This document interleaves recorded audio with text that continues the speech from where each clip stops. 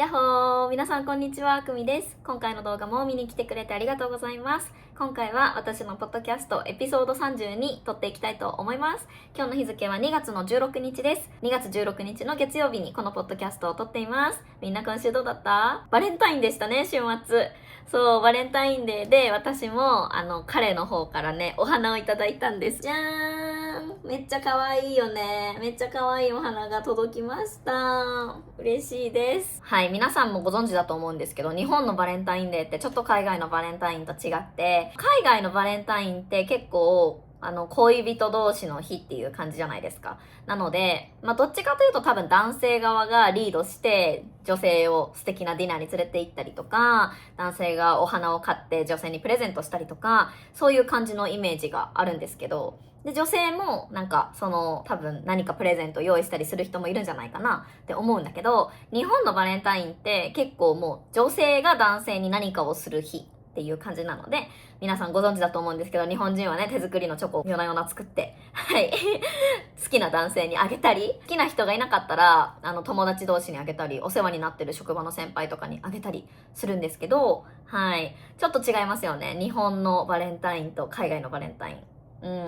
だんだんね、でもバレンタインのチョコを手作りしてる人って結構減ってきてる気がしてて、っていうのもスーパーとか行った時に昔はね、マジで手作りチョコレート用の板チョコとかがブワーって並んでて、手作りキットのものとかが売ってたんだよね。だけど、最近はスーパー行っても、バレンタインの前でもね、あんまりチョコレートのお菓子とかは売ってあるけど、手作りする人向けの材料が売ってたりとかはあんまり見なくなった気がしてて、私が小さい頃とかはね、もっと手作りチョコの材料が売ってあった気がする。そう。だからどんどんやっぱ時代とともに変化してってるんじゃないかなって思いました。はい。皆さんは素敵なバレンタインデーを過ごしたでしょうか？はい。今回の動画では、ちょっと今更感あるんですけど、MBTI についてお話ししていこうかなって思ってます。私の質問コーナーの動画でね、私の MBTI については以前お答えしてるんですけど、その MBTI 診断のテストを受けてから、多分2、3年ぐらい経ってるので、私も最近ちょっとまたね、MBTI 診断受けてみたいなって思ってたところで、視聴者さんの方から MBTI についてのポッドキャストをしてほしいですっていうコメントを、何件かいただいてたので、今回は MBTI 診断についてお話ししていきたいなって思ってて、はい。日本でも MBTI って流行り出したの多分3年前とかかなって思うんですけど、今もね、やっぱり自己紹介するときとか、友達との会話の中で、やっぱり MBTI についての話とかは出てくる気がします。私は E だからとか、私は F の人間だからとか、あの人は I だからみたいな感じで、会話の中で MBTI の要素はどんどん入ってきてる気がしますね。はい、今日のポッドキャストでは、ちょっと皆さんと一緒に MBTI 診断を受けていけたら楽しいんじゃないかなと思っていて、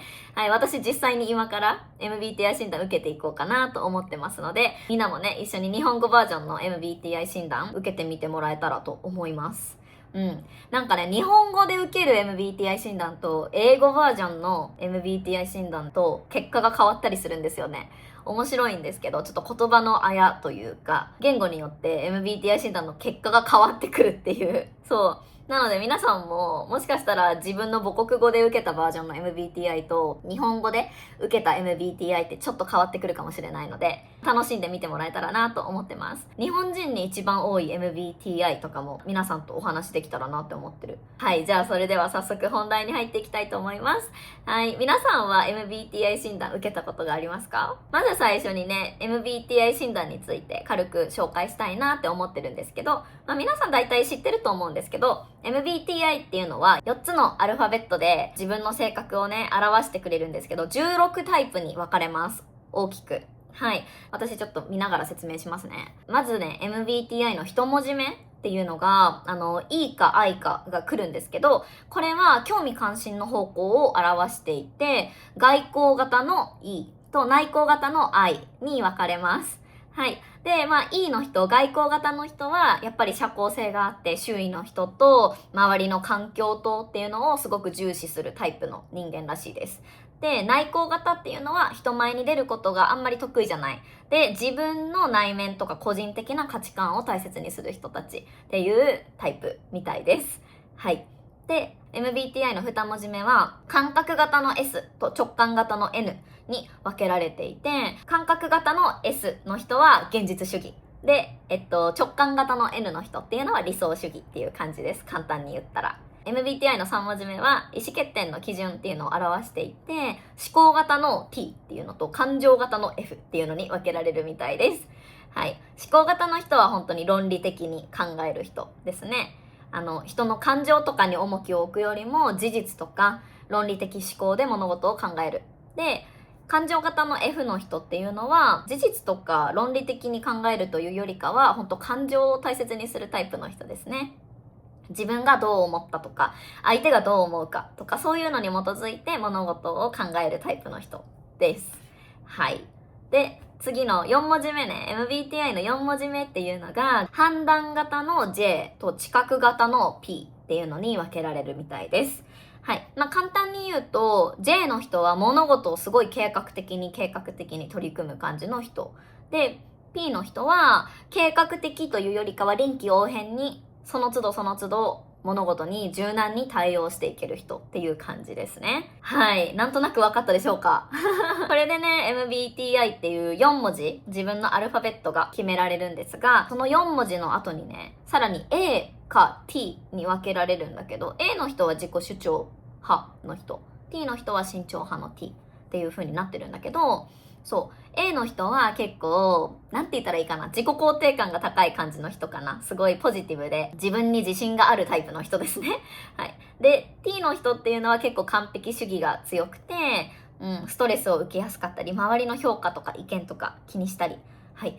そういう感じで分けられるみたいです。基本の16タイプに加えて、これらの A か T、っていうのが加わることでより個人の特徴を正確に表すことができるようになってるみたいです。はい。ちょっと簡単に説明したんですけど、ちなみにね、日本人で一番多い MBTI 何でしょうか？日本人で一番多い MBTI は INFP って言われてます。INFP、日本語では仲介者って呼ばれてるんですけど、INFP の性格の特徴っていうと、やっぱり I なので内向的な人ですよね、まず。N っていうのが直感型。で、F で感情型。で、P、知覚型ですね。INFP がどういう人かっていうと、やっぱり周りとの協調性とかを大切にしたり、自己主張が少なめな感じだったりするんですよね。すごい日本人の文化をめちゃめちゃ表してるなって思うんですけど、自分の主張を通すっていうよりも周りの調和とかを大切にして周りの空気を読んで周りに合わせてっていう感じのタイプの人ですよね。相手の気持ちをよく考えたりとかそうすることができるめちゃめちゃ共感力の高い人たちなんですけど、 INFP が日本人で一番多いらしいです。納得って感じだよね。日本人っぽいよね。で INFP の次に多いのが ENFP って言われてるみたいです。I が E になったって感じですね。ちょっと内向型の方が多いけど、2番目に多いのは、そこの I が E バージョンになった ENFP みたいです。はい。面白いですよね。国によってね、多分、一番多い MBTI って全く違うんだろうね。簡単に比べてみて、多分、アメリカとかさ、日本の対極だろうなって思うアメリカとかはさ、全然違うんだろうね。一番多い MBTI も。めっちゃ気になるんですけど、どうなんだろう。はい。で、今回はちょっと今から私 MBTI 診断実際に受けていきたいと思います。イエーイ！皆さんもね、一緒にちょっと日本語で難しいと思うんですけど、一緒にね、問題文読んでみてもらえたら嬉しいです。はい。OK。じゃあ今から受けていきたいと思います。まず1番。定期的に新しい友人を作っている。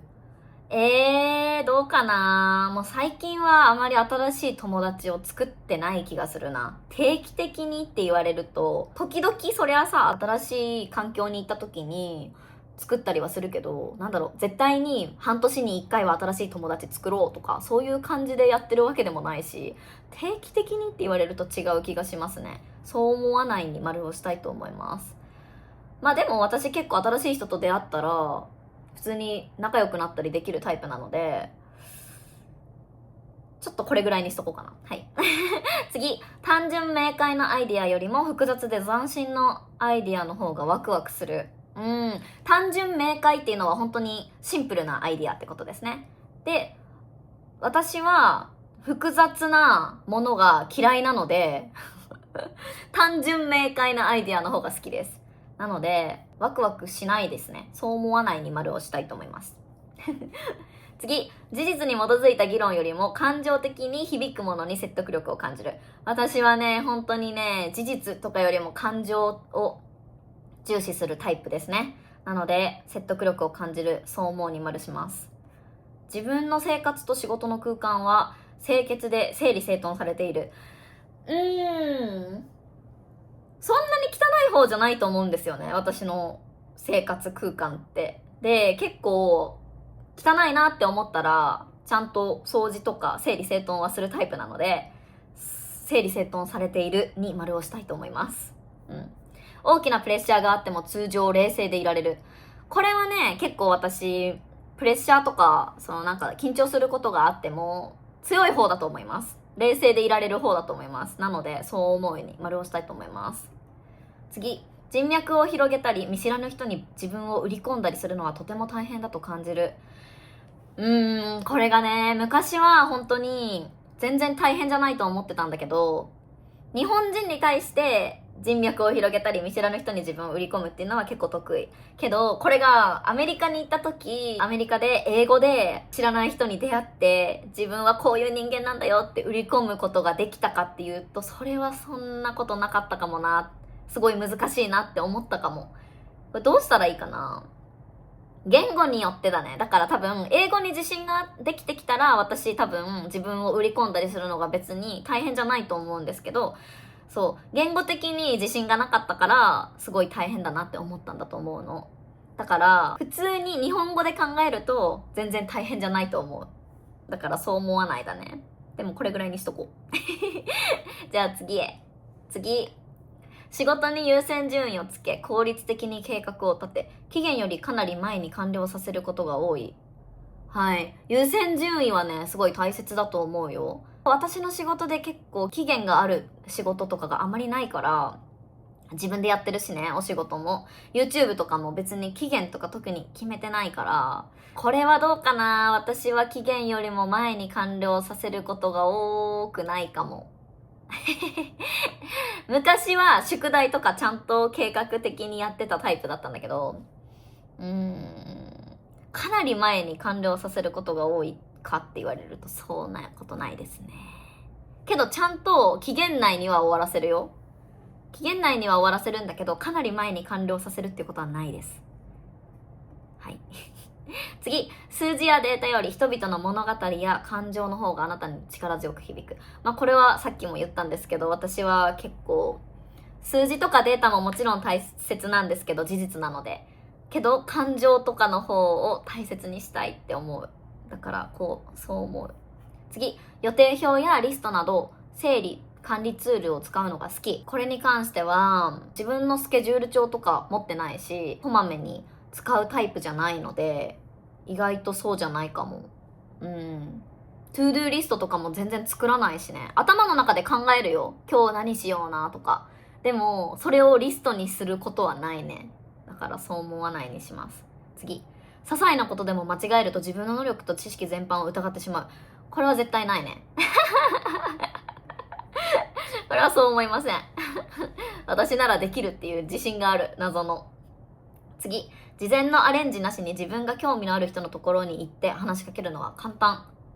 自分が興味のある人のところだったら結構私できる気がする。いけると思う。でもちょっとこれぐらいにしとく次、クリエイティブな作品のさまざまな解釈についての議論には興味がない。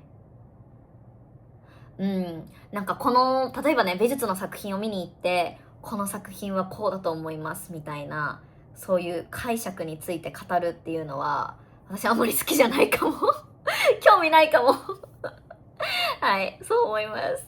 あんまりもう考えても考えても分かんないことについて、正解がないものについて考えるっていうのがあんまり好きじゃないかも。私もう何でもよくないってなっちゃう次、行動方針を決めるとき、あなたは他の人の感情より事実を大切にします。これはさっきから言ってるけど、私感情の方を大切にするかもしれないな。事実も大切なんだけどな。行動方針を決めるとき。でもやっぱり誰がどう思うかとかの方を大切にするかな、私は。なので、そう思わない。次、何も計画を立てずに一日を過ごすことがよくある。これは、私結構でも一日の計画は立てるかも。例えば明日が丸一日休みですってなったら、私その前日の夜からじゃあ明日のオフをいかに充実的な一日に過ごせるかなみたいな感じで考えるね。何しような、明日はじゃあ8時に起きて朝散歩行ってジムにも行って昼はなんかいいカフェに行こうかなみたいな感じで、何もせずに一日ダラダラダラダラ家で過ごすっていうのが嫌いなので、これに関しては計画立てるんですよね。なので一日を過ごすことがよくありません。そう思わないです。次、会う人に好印象を残すかどうかはほとんど気にしない。これは私めっちゃ気にするからそう思わないだね。私は好印象を残したいってめっちゃ思っちゃう。だから初めて会う人も私のことどうやって思うんだろうとかすごい気にしちゃうので、はい、めっちゃこれは絶対こっち、一番こっち。次、チームで何かをするのが好き。はい、チームで何かをするのは好きです。そう思います。未経験の新しいアプローチを試すのは楽しいと感じる。未経験の新しいアプローチを試すのは楽しい。でも未経験のことを試すのは普通に好きかも。そう思うに丸する。完全に正直であることよりも思いやりを持つことを優先する。思いやりを持つことを優先します。でも正直であることも大切だね。例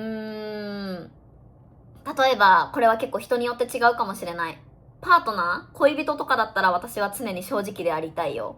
けど友達とかだったら正直に言うとかよりもなんか思いやりを大切にするっていうことを優先するかもな。どうだろうな。その友達の度合いにもよるかもな。めちゃめちゃ仲のいい本当に大切な友達だったら正直に何でも言うかもしれないけど私多分思いやりを持つことを優先する。はい、次。まだステップ4めっちゃ長いわこれ。次、新しい経験や知識を積極的に追求する。これははいそう思います。私結構新しい知識とかをどんどん自分の中に吸収したいなって思うタイプだと思います。だから本とかもね買ってなんかちょくちょく定期的に新しい本を読んだりもしてるしね。そう思います。次、物事が悪い方向に向かうのではないかと心配しがち。これはそう思いません。絶対人生なんとかなるっていうのが私のモットーなので、なんとかなるんですよね。はい、自信があります。なんかうまくいくっていう。なので心配はしません。心配してもねいいことないしね。次、グループで行う趣味やアクティビティより一人で行うものの方が楽しい。これがね結構最近変わってきたなって思うポイントで、昔はグループで行う趣味アクティビティ好きだったんだけど、最近結構一人でやるのも好きなんですよね。でもどっちも楽しいけどどっちの方が楽しいって言われたら結構一人の方が好きかも。最近ちょっとこれぐらいにしとこう。真ん中寄りにしてみた。次、仕事として架空の物語を書いている自分は想像できない。これはね想像できない。そう思う。私イマジネーション想像力が全然ないので、はいちょっと物語を書くとかは絶対できない。感情的な面を多少無視してでも効率的な決断を好む。これはそう思わないね。やらなければいけないことをしてからリラックスするのが好き。それはそうそれはそう。やらないといけないことはやったらいいよね。気持ちがいいよね。次、意見の相違がある場合、他人の感情をいたわるよりも自分の主張を証明することを優先する。そう思いません。私もなんか自分の主張を他人に証明したいっていう欲がないかも。あまりもう分かんないんだったらその人は多分ね違う人間だから分かんないんだよね。考え方とか人それぞれだし、全員が私の考えを理解してくれるとも思わないし、だから別に証明したいとか思わない。分からないって言われたらもう OK あなたとはもう分かり合えないってなる。そうだから優先しません。次、社交の場では大抵最初に他の人が自己紹介するのを待つ。これは時と場合による。なんかその社交の場に行って周りの人が全然誰も喋らなさそうだなみたいな、チーンってなりそうだなってなったら、その場をちょっと良くするために私がじゃあ私から自己紹介しますねとか言って自己紹介する気がするけど、大抵の場合はこうやっぱり自己紹介自分がしたいっていう感じで初めにやってくれる人とかが現れるので、なので普通に待つかもね。どうかな。そうだね、待つかも。でも絶対になんか誰かがやるのを待たないといけないってわけじゃないんだよね。だからちょっと真ん中寄りにしといた。次、とても急に機嫌が変わることがある。機嫌はね、私はあまり変わらない方だと思います。そう思いません。全然思いません。私は常に自分で機嫌を取れてる方だと思う。自分で言うのもなんだけど。結構キレやすい人とかいるよね。そうだけど私そんな感じじゃないと思う。感情的な議論には簡単に動かされない。私は感情的な議論に動かされるタイプなので、そう思わないの方だね。次、ギリギリのタイミングで最後にやっと何かを行うことが多い。でも私考えたけど、何かしないといけないことがあるってなったら、ちゃんとそれだったら何日前からやってって計画はするかも。なので最後にやっと何かを行うかっていうとあんまりそうじゃないと思う。そういうこともあるんだけど、真ん中寄りで。論理的なジレンマについて議論をするのが好き。もう大嫌い。そう思わない。一人でいるより人と一緒にいる方が好き。なんか一人でいると結構寂しいなとかってなんかなっちゃう時もあるので、私人と一緒にいるのは好きですね、基本的に。人と一緒にいる方が好きかも。最近はでも一人アクティビティみたいなのめっちゃ好きで、一人で人がいる場所に行くのが好きなんだよね。わかる？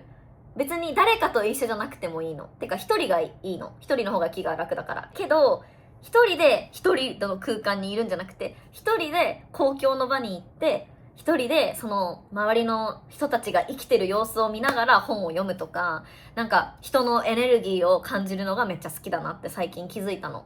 そうだから人と一緒にいる方が好きだと思う、私。次、議論がとても理論的になると退屈に感じたり興味を失ったりする。はいそう思います。私理論的とかいう言葉が一番嫌い本当に嫌いかも。次、事実と感情が相反する場合、大抵は自分の心に従う。自分の心に従います。仕事や勉強のために一定のスケジュールを維持するのは難しいと感じる。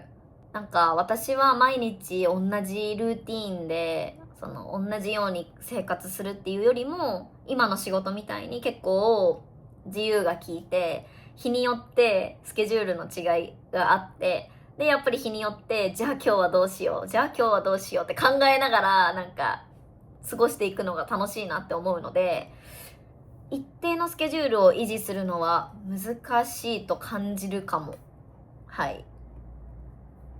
じゃあ次、一度決めたらその決断を疑うことはほとんどない。これはそう思うに丸をしたいですね。結構一回決めたらよしやるぞと。でくよくよまた悩んで後悔するかなとかどうだろうなとかああだこうだ考えてる感じではないです。友達は自分を活発で社交的な人間だと言うだろう。これはね多分そうだと思う。みんなそう思うと思う。私のこと活発とか社交的、明るいみたいな感じのイメージじゃないかなと思います。どうでしょう。次へ。文章を書くなど様々な創造的表現に惹かれる。思いません私は本当に創造的な部分が欠けてるなって思います。欲しい。想像力もっと欲しい。通常感情的な印象よりも客観的な事実に基づいて物事を決める。で、私は何回も言ってるけど感情的な印象を重視するので、そうは思わないの方ですね。1日ごとのやることリストを作るのが好き。なんかトゥードゥーリストを作ってそれをチェックチェックチェックってやるのはめっちゃいいなって思うんだけど、私はそのリストを作るのがめんどくさいの。だから頭では考えるけどリストっていうものは作りません。そうは思わないです。だから不安はほとんど感じない。不安はあんまり感じないタイプです。なのでそう思うに丸したいと思う。はい、私めっちゃ楽観的だから。電話はかけないようにしている。電話かけちゃうかも。そうは思わない。はい。電話かけちゃうね。だって電話の方が早いじゃんみたいな感じで。馴染みのないアイディアや視点の探求は楽しい。でも自分にはない考えとかを知るのは楽しいなって思う。探求するのはちょっとまた別だけど、探求って言われるとね、どんどん深掘りしていくことですよね。探求するって。私深掘りとかするのはめんどくさいからいいやって思うんだけど、新しいアイディアを知ったり新しい視点を知るのは好きです。探求、難しい文章が。そう思うに丸しとこうかな。真ん中寄りで。次、今ステップ8。初対面でも簡単に相手と理解し合うことができる。日本語だったら日本人と日本語だったらそう思う計画が途中で中断された場合、できるだけ早く再び軌道に乗せることが最も重要だ。別にそうは思わないですね。これはなんかその臨機応変にやっていけばいいんじゃないかなと思ってて、絶対にその計画通りに物事を進めないといけないってわけじゃないし、私はそうやって臨機応変に対応していくタイプかなと思います。次、ずっと前に自分がした間違いをまだ気にしている。思いません。もう過去のことなんて忘れていきます。特に失敗したこととかだったらもう忘れたいよね。もう将来のことに集中したい、私は。将来の世界の様子についての理論的な議論にはあまり興味がない。あんまり興味ないです。はい。あなたは感情をコントロールするのではなく、感情にコントロールされている。これやばいやん。私はそうは思いません。感情にコントロールされたくないよね。ちゃんと自分で感情をコントロールしたいです。はい。されることはないと思います。次。意思決定をする際、最も理論的で効率的な方法よりも当事者たちがどう感じるかを重視する。はい、その通りです。次へ。ステップ9。あなたの仕事のスタイルはきちんと着実に努力ではなく、自然発生するエネルギーの爆発の連続に近い。何この日本語。自然発生するエネルギーの爆発の連続に近い。何この日本語。ちょっと待って。めっちゃむずいんだけど。でも私は、自然発生するエネルギーの爆発かも。爆発の連続かも。でも私ちゃんときちんと努力もできる気がする。自分で言うのもなんだけど。なんかだって YouTube とかもやっぱり着々と努力してきたつもりだし、日本語の先生の仕事も自分なりにね勉強してきたし、そうでも結構臨機応変に進んできてる気がするんだよね、物事が。私の場合計画通りというよりか、こっちの近いの方に真ん中寄りだけど丸したいと思う。誰かに高く評価されるとその人が自分に落胆するのにどれぐらい時間がかかるか考えてしまう。そんなこと思ったことない。